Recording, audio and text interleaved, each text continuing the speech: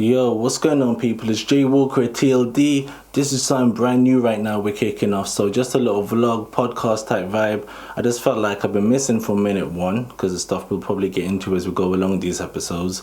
And two, just to have some time just to kick it with you guys, just to talk to you guys, do life together with my brothers and sisters, my family out there in Christ and that kind of thing. So we're launching this new vlog. So it's going to be the That Christian Guy podcast because I'm J.Walker, aka That Christian Guy. You know, that's how people know me all over the place and that kind of thing. So there, that's what we're going to be rolling with. In terms of topics, I don't know, I'm just going to make it up as I go along, can't lie. Just little things, that's what I mean we're doing life. So, you know, I don't want it to be something overly complex or studied or nothing. So just something, whenever something's going on, whenever something comes to mind, just on the day to day, probably going to be on my way home knowing me. Yeah, it's going to be just a topic of discussion that we can talk about, get deeper into. So right now, we're over here in the UK. Big up the UK, shout out to the whole of the UK. But the biggest madness we got going on, somehow, forget a war, the biggest madness we got going on is the whole Harry and Meghan thing right now, which has kind of gone from 0 to 100 in like a week and a bit. Sounds like Harry, from what I'm reading, what I'm hearing, he's been stressed for a minute. He's been losing his hairline, the back's getting all mad and things like so. Man's been stressed. Him and his wife both seem stressed. She's like shedding one quiet tear in documentaries and things like that. And it's just like been hate, and then a little more hate piled on top. The way that things have been going ever since they got married, I don't know exactly when it switched. All I know is at some point, it just kind of became a thing where she was just getting bashed from all over. Like, there's a lot of things back and forth with her father, but it kind of even shifted from like, oh, is she suitable for him, to like, we kind of need to get this woman out of here. And it's how the vibe and everything else was feeling. A lot of people on one side are getting racism. A lot of people on another side just seem to be like mad at her for like little things. The type of flowers, like apparently like people in the palace and whatnot don't like her. I don't even know since when that kind of thing even mattered.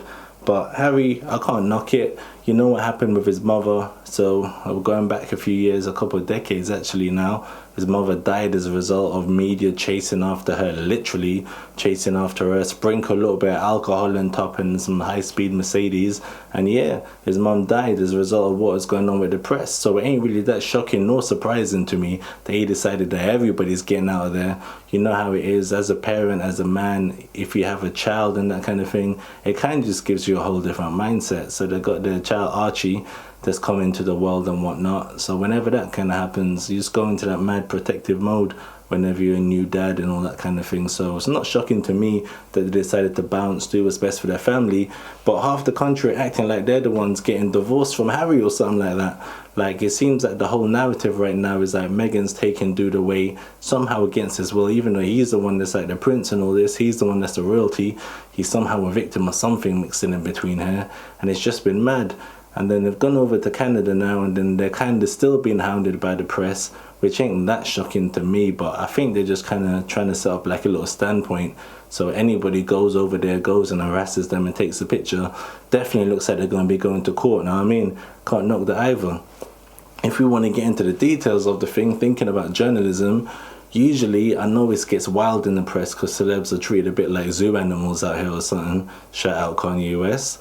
But yeah, in terms of what's actually supposed to happen, it's supposed to be stories that are in the interest of the public, otherwise known as public interest stories. So the logic is, if there's something that on the one hand is defamatory, is perhaps insulting, is derogatory, it's okay to print it, and it's okay to print it if it's in the public interest, meaning it's going to be beneficial for you and I to know that. So if there's a public person, a celebrity or something, and that celebrity's involved in something dodgy, then that type of news might be exposed just because it will allow that person to no longer have the influence that they had before. So when things like the touchy ones have been like if a footballer cheats on his wife and that footballer's like a role model to loads of kids, he's seen like, yo, no, yeah, we're gonna cut that, we can publish that, we can tell everybody about what's going on in your private life, because yeah, you're not the person who you portray to be, and you ain't a hero out here in these streets.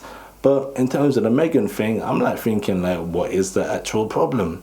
Like, anybody who tells me that they don't like her, or anybody I've seen on TV, hashtag Piers Morgan, that's kind of come at her with this mad kind of hatred, they never had any like real valid reasons that just jump out. She ain't out here like killing babies. She ain't out here like drowning cats or nothing like that. It's always just some weird little things like, oh, I don't like the way that she disowned this person or that person. Like, everybody in their life at some point hasn't had a friend that they've lost, or haven't had a family member they had issues with or something like that. It's just been about mad. And then I'm not trying to feed into this whole conspiracy theory thing in terms of it being race. But to be honest, it's a little bit hard to argue against it, because I'm not hearing anybody really come up with valid reasons. I'm seeing like terms and such like social climber, and like that's been happening since like ever. Like, when did Hollywood come about and that kind of thing? Do you know what I mean? Like, it gets crazy out here in these streets, because if that's the biggest thing in terms of her being a social climber, meaning that she like go into certain circles and cut off people from her past, I think like 90% of the people out here in these streets are guilty of that. Nobody deliberately tries to make networking connections with people that are going to be damaging to them. Generally speaking, we tend to try and link up with people about progress, people who have a similar mindset to us. And if it's not people who have a similar mindset as a Christian, then you're looking at trying to help people to have a similar mindset to you.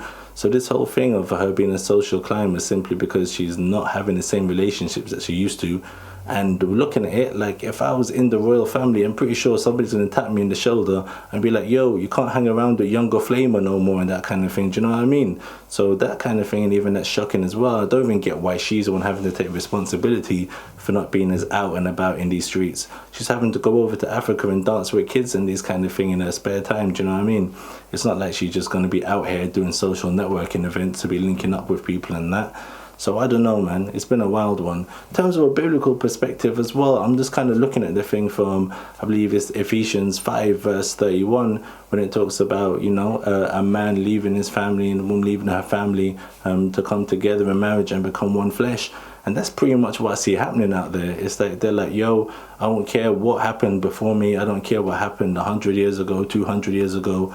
This is my wife, and, you know, this is my husband. We got a kid. We're making it rock. We're going to do what's best for us and our family. That seems to be the underpinning principle. The moves that they're making ain't moves that they're making for money. The moves that they're making ain't moves that they're making for fame. It seems to be moves that they're making in order just to better themselves and their family. So I really can't see where all this hate is coming from. This is wild out here in these streets.